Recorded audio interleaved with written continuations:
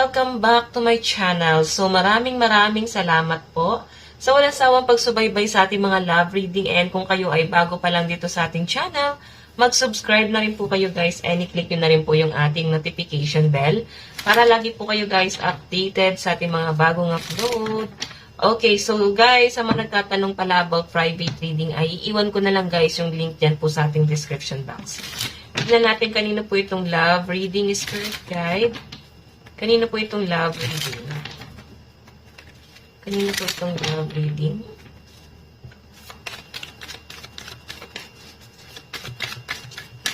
Kanino po itong love reading, spirit guide? So guys, meron po tayong stab in the back. Naku, hindi agad maganda, no? Soulmate. I think, ano mo siya? Karmic. Okay, the chaser. Last one, spirit guide. Okay.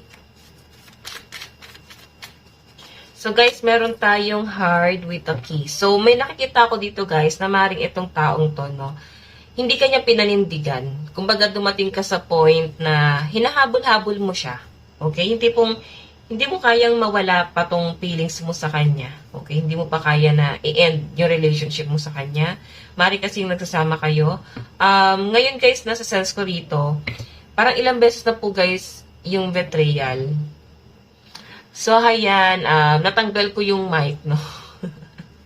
Okay, parang ilang beses na guys yung betrayal. Maring itong person mo ay lagi ka na lang yan sinasaktan, no? Okay? Hindi kayo nagkakaintindihan, no? Dumadating nga sa point na parang on and off na kayo ng person mo. Okay, so titignan natin mamaya, guys. Okay, kanina po itong love situation. Spirit guide. Love situation.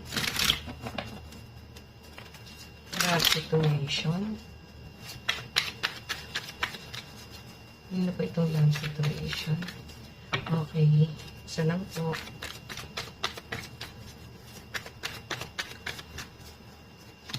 Meron tayong King of Wands.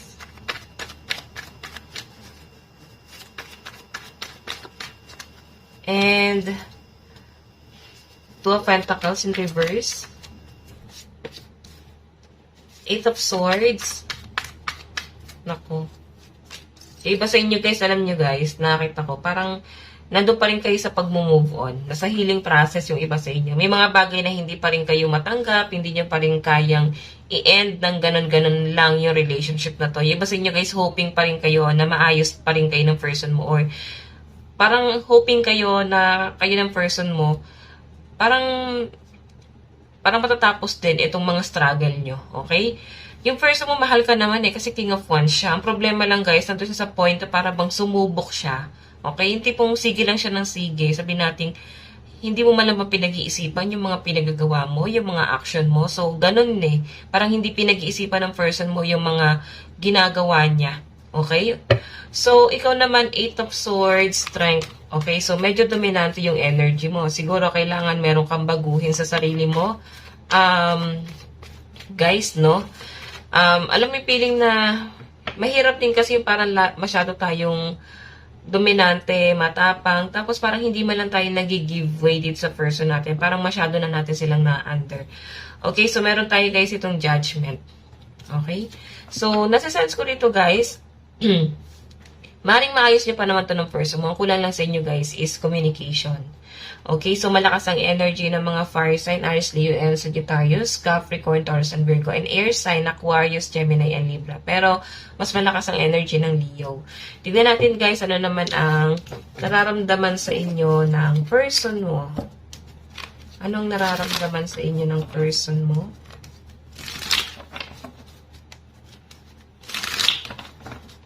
Anong nararamdaman sa inyo ng person mo? Okay, isa lang po. Ano po nararamdaman ng person mo? Meron tayong Queen of Cups.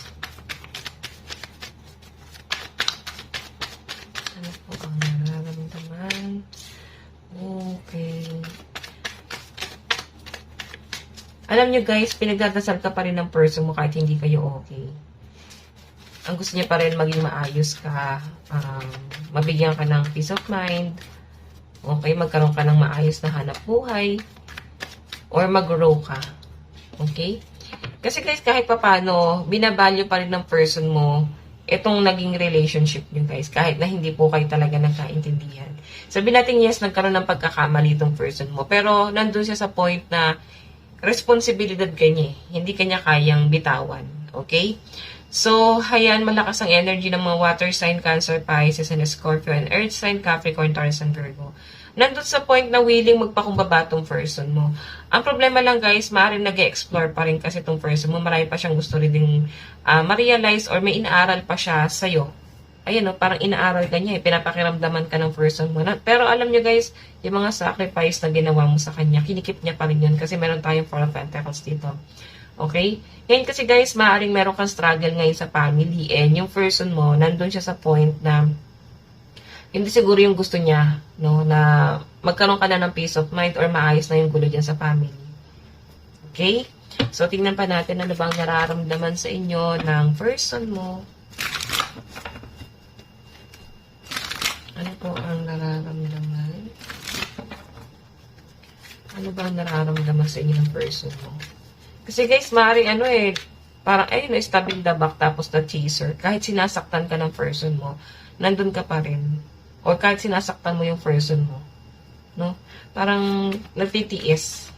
Kasi mahal eh. Ayan. Tignan natin. Mahal nyo kasi pa rin yung isa't isa talaga.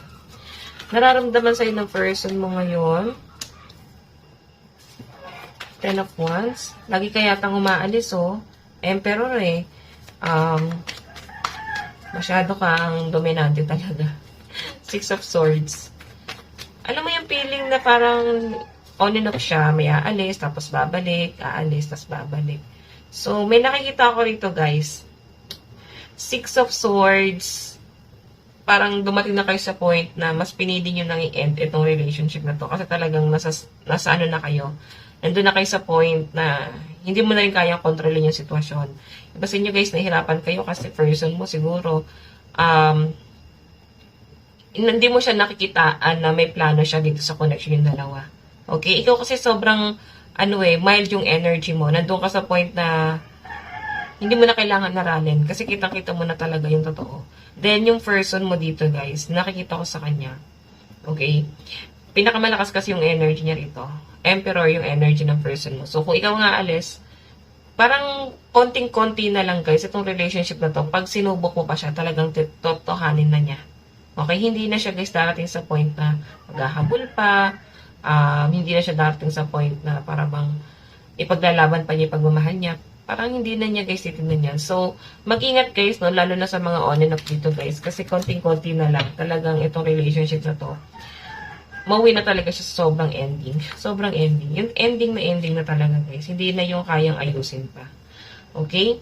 Kasi nakikiramdam na rito yung person mo eh. Mahal ka niya pero may pride tong person mo. Tignan natin guys yung kanyang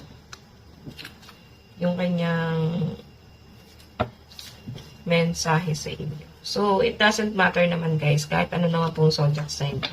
And any gender naman po ito. Okay, tignan natin. Mensahe sa inyo ni person.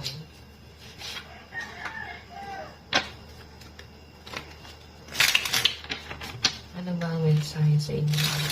Ano? You speak to me through music. Possible na maganda yung boses mo na. No?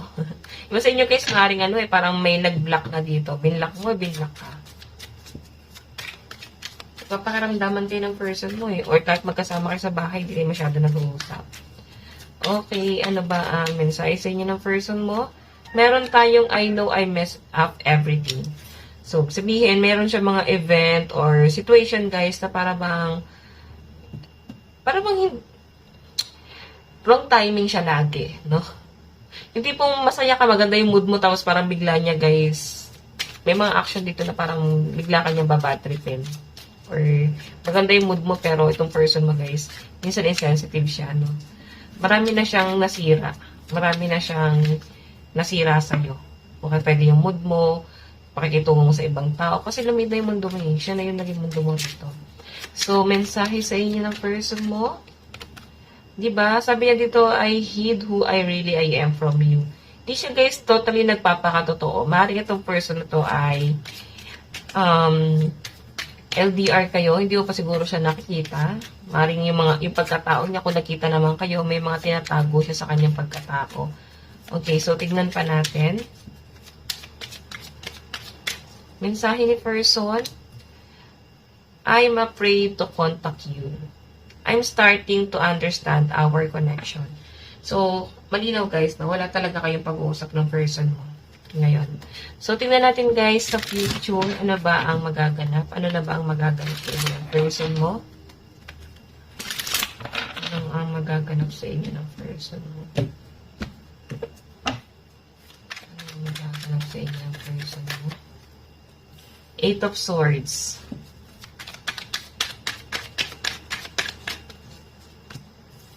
The World. Ibig sabihin guys, makaka-move on ka rin. Hindi ka na rin totally magiging attached sa kanya. Ikaw na yung gagawa ng pamamaraan para alisan to. Darating sa point na parang magkakaroon kayo ng ending ng person mo sa dulo. Kasi parang siya yung old cycle guys, hindi natatapos. So, Four of Cups. May nakikita ko rito na parang possible na magkaroon ng third party rito sa relationship nyo guys. And kung sakali na mag-offer yung isa sa inyong dalawa, kung sino man nangahabol dito, hindi na siya tatanggapin kasi mas nakatingin na siya guys kay third party. Okay?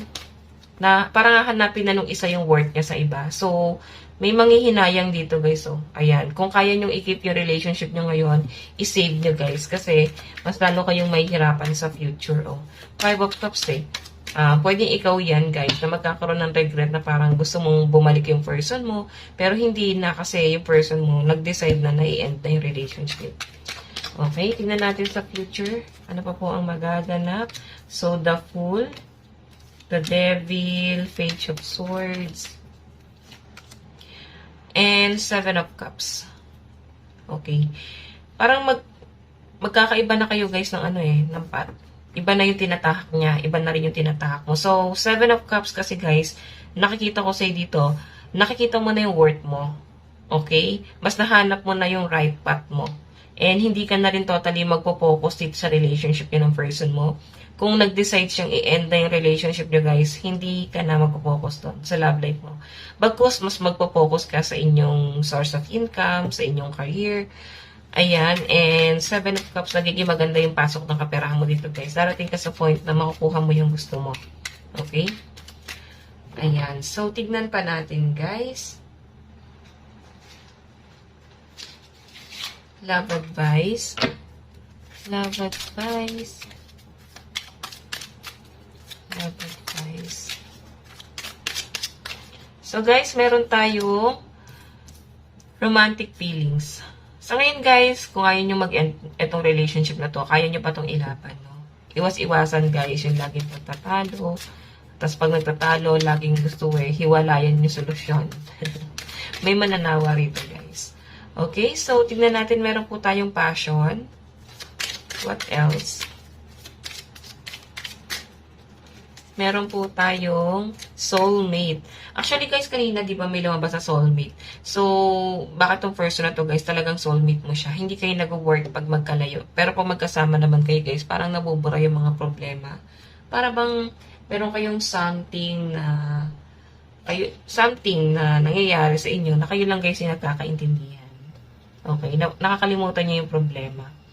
So, hayan, hanggat kaya pang ayusin guys, ayusin, no? Kasi nakakita ko rito, mas lalo ka magkakaroon ng struggle. Pag hiniwalayan mo siya, pero kailangan desidido ka kung iiwan mo na tong person mo. Nakita ko naman na kahit naman iwan mo to, magiging successful ka pa rin, magiging maayos ang daloy ng pera sa inyo, marami pang opportunity ang paparating sa inyo guys. Kasi mas magpo-focus ka na sa inyong career, and itong love life mo kasi distraction siya guys eh. Okay? Hindi ka makapag-focus pagka nadidistract ka, diba? Hindi ka makapag-focus sa career mo pag nadidistract ka. Okay? So, maring ikaw na rin kasi yung magde-decide dito guys, na putulin na lang. Kasi wala kang makakitang improvement dito. So, hayan, aalisan mo tong pagka-stuck na to. And good luck sa'yo. Okay, so guys, ito lang naman ang inyong Love reading. Kung ikaw ay naka-resonate, mag-iwan ka ng like and comment. Mag-subscribe na rin po kayo guys sa ating YouTube channel. Bye-bye guys. God bless and love you all. Thank you.